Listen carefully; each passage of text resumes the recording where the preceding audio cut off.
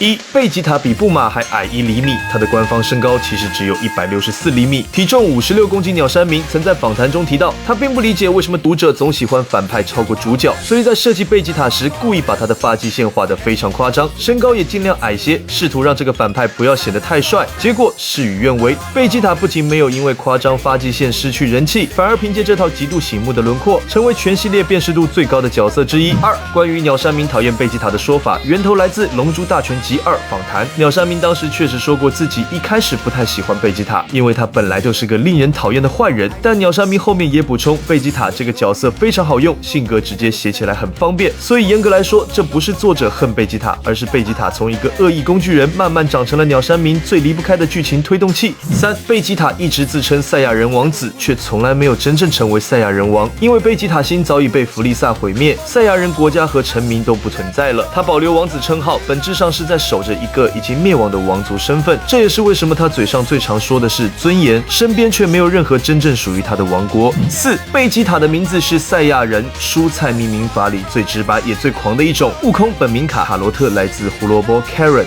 拉蒂兹来自萝卜 radish， 纳巴来自白菜 napa， 而贝吉塔直接来自英文 vegetable。 更夸张的是，赛亚人的王子和母星都叫贝吉塔，等于整个赛亚文明从国家元首到星球名称全都被鸟山明塞进了一个蔬菜谐音梗里。5. 贝吉塔第一次变成超级赛亚人的动机并不是为了保护谁，而是源自对自己的愤怒。原作中他说自己在修炼中陷入极限，愤怒的对象不是敌人，而是无论如何都追不上卡卡罗特的自己，所以贝吉塔的超赛觉醒从一开始就和悟空、悟饭那种因他人受伤而爆发的路线不同。6. 贝吉塔在漫画中的首次登场是周刊少年 Jump 1989年1月刊登的《龙珠》第204话再见孙悟空，他一登场的目标就不是征服地球，而是抢夺龙珠实现永生。也就是说，贝吉塔最初的剧本功能并不是悟空宿敌，而是将龙珠从地球武道故事强行拖进宇宙侵略战争的开关。7. 贝吉塔常态战斗力是18000，来源于《龙珠大全集7》战斗力资料，也能与那美克新篇秋怡提到贝吉塔过去战斗力约18000的台词互相印证。而巨猿化提升10倍是贝吉塔在赛亚人篇亲口说明的规则，因此巨猿贝吉塔的纸面战斗力约为18万，是赛亚人篇地球战场上真正的数值天花板。8. 贝吉塔的人气增长非常反常，1993年周刊少年 Jump 官方人气投票中，他只排第4，前面是悟饭、悟空和未来特兰克斯。到了1995年投票，他已经升到第2，仅次于悟空。2021年 VIZ 举办龙珠超角色人气投票时，贝吉塔更是直接拿下第1。这个角色从反派到男二的过程，几乎就是读者硬生生把他从敌人席投进主角团的过程。9. 未来特兰克斯并不是一开始就被设计成贝吉塔和布玛的儿子。2025年前后，鸟岛和彦、近藤裕、武田东门等龙珠历任编辑在访谈中透露，特兰克斯初登场秒杀弗利萨时，连鸟山明本人都还没完全决定他的具体身份，后来鸟山明才把他和贝吉塔、布玛连接起来，直接定下好布玛和贝吉塔结婚这一后置设定。这也是为什么贝吉塔与布玛的感情线在原作中几乎没有恋爱过程，直接跳到了孩子出生。10. 对于神与神中贝吉塔为了安抚比鲁斯跳开心宾果舞的名场面，声优七川亮最初也觉得意外，因为贝吉塔此前一直走严肃路线，但他后来把这个桥段理解为贝吉塔的成长，那个曾经只为自己战斗的赛亚人王子，已经能为了妻子布玛和儿子特兰克斯主动放下尊严去做丢脸的事。11. 老编辑鸟岛和彦对贝吉塔的评价也很有意思。2025年前后，他在节目中批评龙珠后续动画方向时直言，比起继续做龙珠超，还不如制作一部以贝吉塔为中心的故事。鸟岛和彦早年是推动龙珠从冒险喜剧转向战斗漫画的关键编辑，他晚年公开点名贝吉塔故事，也说明这个角色在老一代编辑眼中已经不只是悟空的陪衬。